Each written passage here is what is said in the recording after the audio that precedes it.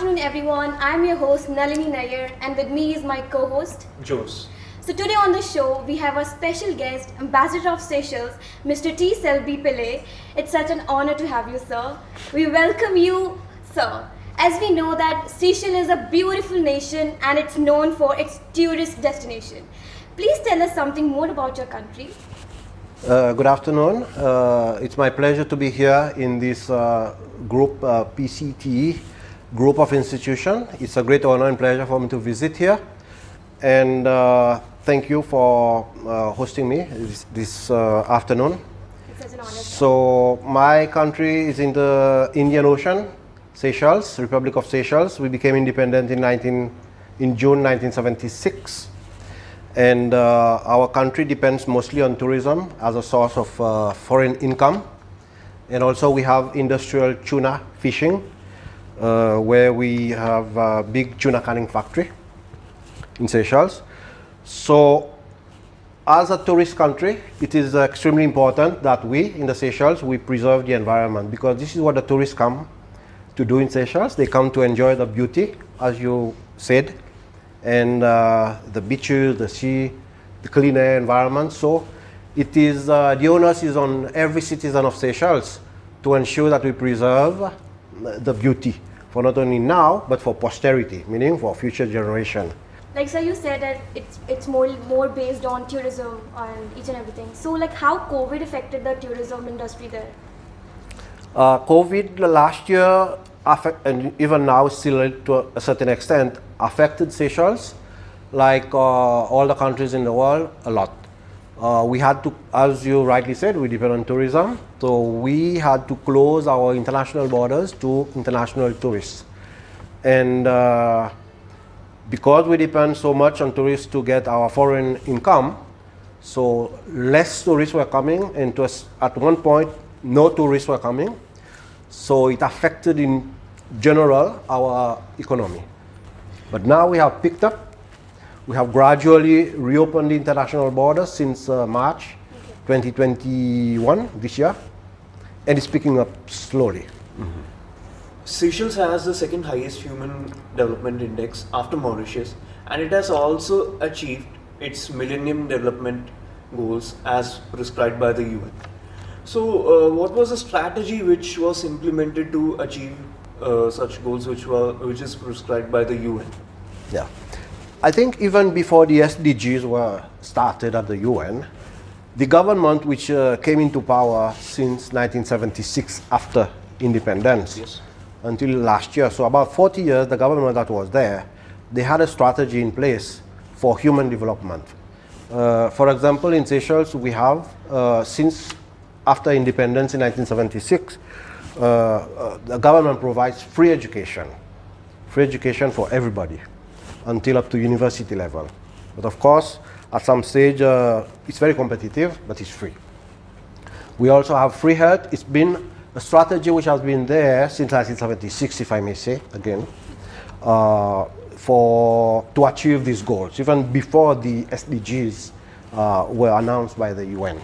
And in Seychelles, we put people at the forefront, meaning we believe that it is that people are assets for the future, and that we need to educate them in all aspects. As you are in India during the third wave, what is your observation about our country? In terms of the COVID, you mean? It is very challenging for it to provide vaccine to its whole population, but India has been so very helpful to the whole world by helping to provide medicine and even vaccines, and even to Seychelles. We were amongst the first countries in the world to receive from India donations of Covishield vaccines, and for that we are very thankful. So allow me to, through you, once again, to thank India, you as Indians, for the generous donation of Covishield.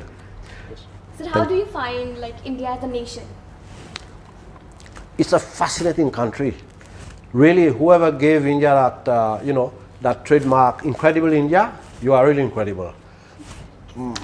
just briefly to say that you have you are like 20, 50 countries in one country. I've traveled around the world, but I just need to come to India to see the whole world here. So like what are the similarities in both the culture, like in Seychelles and in India? Okay, in terms of the people, perhaps we about 250 years ago, there was nobody living in the Seychelles Islands. So the first people who came to Seychelles were French settlers.